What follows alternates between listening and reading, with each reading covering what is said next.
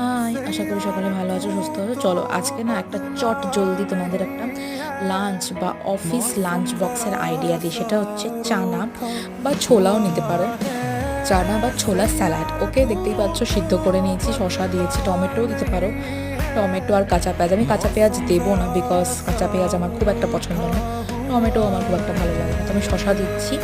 আর এখানে বাকি চাট মশলা আর আমি একটু ভাজা জিরে গুঁড়ো দিয়েছি। ওকে, আর দিয়ে দিচ্ছি ধনে পাতার চাটনি। তোমার কাছে ইমলি চাটনি থাকলে you can add imli chutney.